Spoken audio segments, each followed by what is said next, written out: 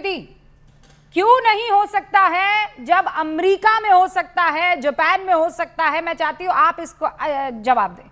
भारत में हम तो चाहते हैं वापस बैलेट पेपर से हो। Rubika ji, thank you for inviting me. Yes, sir. पहले तो मैं ये बोलना चाहूंगा कि प्रदीप जी और पंकज जी की तरह मेरी हिंदी क्लिष्ट नहीं है, तो अगर मैं बीच बीच में अंग्रेजी का इस्तेमाल करूं तो मुझे माफ करिएगा। नहीं, सो फार माफ एज नहीं। हम यहाँ पे देखिए, हम लोग सहिष्णु हैं। इल्जाम बड़े लगते हैं असहिष्णुता के, पर हटा दीजिए। हम लोग बहुत सहिष्णु। आप, मैं कह रही हूँ आप अपनी लोकल भाषा में भी बोल सकते हैं। तो थैंक यू। तो हाँ। इस मामले में सुप्रीम कोर्ट ऑलरेडी क्लैरिफाई कर चुका है। अब अगर जो हमारे spokes person, political spokes person बैठे हैं और बोल रहे हैं कि नहीं, हमें फिर वापस बैलेट पेपर्स पे रिवर्ट करना चाहिए, तो ये चीज हमें समझनी होगी कि इसका रीजन क्या है। जब आपके कंट्री का हाईएस्ट कोर्ट कह रहा है कि EVM is the right approach, we don't want to go back in the past where so many crimes were committed, कि हम बैलेट पेपर्स पे वापस जाके उस पे इलेक्शंस कराएं। ये एक दिक्कत की बात है कि हम अपनी व्यवस्था, जो इस कंट्री में जो लॉज प्रिवेल कर रहे हैं, उसको नहीं देखते हैं और बाहर देखने लगते हैं कि बाहर क्या हो रहा है। हमारे लॉज जो हैं वो हमारी रिक्वायरमेंट के हिसाब से फ्रेम हुए हैं और उसके मुताबिक इलेक्शंस कराए जाते हैं।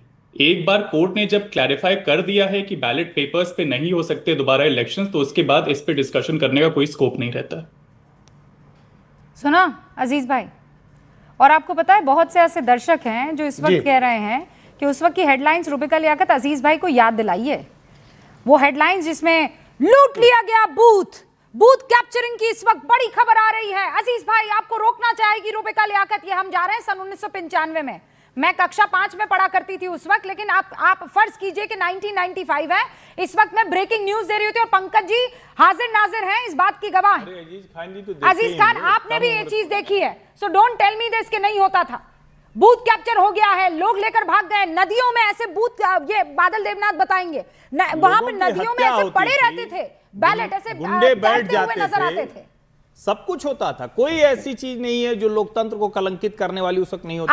जब होना बंद हो गई तो हारने लगे। कौन हारने लगे? मुझे कुछ चीजें जो जहन में याद है, मुझे याद है वो मोटरसाइकिल के ऊपर बाकायदा वो तौलिया जैसे गमछा कहते हैं वो बंधा हुआ होता था और उस पे ना किक मारते हुए वो लेकर भाग रहे होते थे और कैमरा पर्सन उसके पीछे भाग रहा होता। उसके पास क्या होता था? वो डब्बा क्या होता था? बैलेट बॉक्स कहलाता था।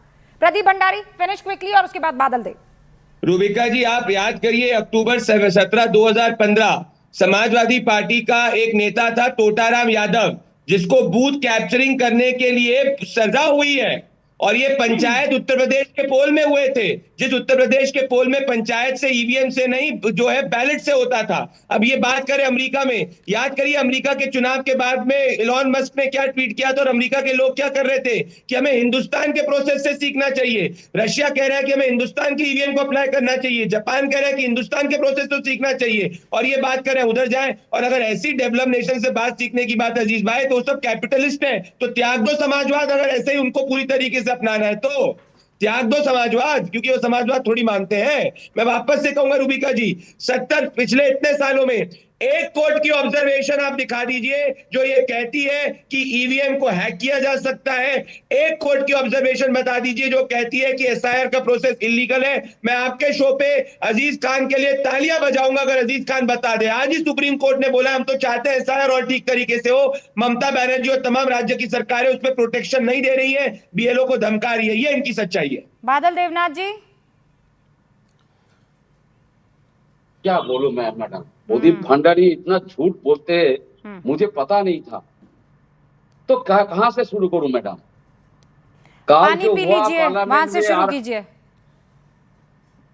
काल जो पार्लियामेंट में हुआ, तो मैंने आपको एक बार बता दूं, महात्मा गांधी को मैं क्या बोलूंगा? महात्मा गांधी दा है, और नेताजी सुभाष चंद्र बोस को बोलूंगा सुभाष दा, और रविंद्रनाथ टैगोर को बोलूंगा रविंद्रनाथ दा, सरदार वल्लभ भाई पटेल को बोलूंगा वल्लभ दा, और लाल कृष्ण आडवाणी का नाम ले रहे ना, लाल कृष्ण आडवाणी दा।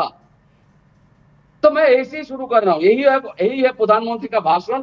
और देश के राजा, देश के प्रधानमंत्री को कोई बंगाली जो लोकसभा में जो एमपी भी, संसद भी है, उन्होंने भी नहीं बताया जो दा बोलना नहीं चाहिए। बंकिम चंद्र ये 100 साल पहले चले गए।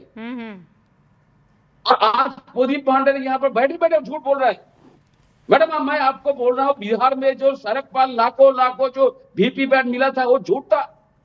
महाराष्ट्र में जो वीवीपैट सड़क पर मिला था, लाखों वीवीपैट मिला था, वो झूठ था। हरियाणा में जो इलेक्शन में जो चोरी हुआ ईवीएम को लेकर, वो झूठ था। हाँ झूठ था, सारे झूठ था। लेकिन ममता दीदी ने घुसपैठियों को यहाँ रखने का कोशिश कर रही है, यहाँ पर आए। मैडम एक पॉइंट मैं बोल रहा हूँ मैडम, बादल दा, इलेक्शन कमीशन ऑफ इंडिया खुद कह दिया बंगाल में बादल दा सुनिए ना, मैं तो बोल सकती हूँ ना आपको बादल दा। मैडम 30 सेकंड दीजिए।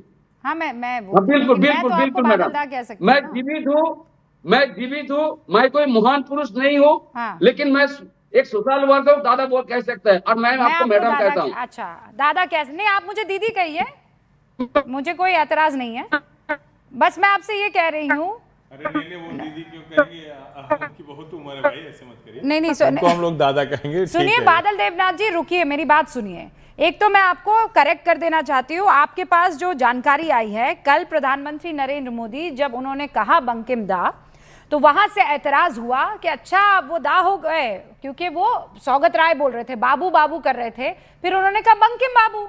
ही करेक्टेड हिमसेल्फ। और सही बात है सर, कल तक मुझे भी नहीं मालूम था, कल तक मैं भी नहीं जानती थी, क्योंकि बंगाली कल्चर सर, अब हम राजस्थान के हैं, अब दिल्ली में और यूपी में आकर बस गए, मुझे नहीं मालूम था। लेकिन प्रदीप जी कुछ कह रहे हैं, नहीं मालूम था, आज पता पड़ गया, अच्छी बात है।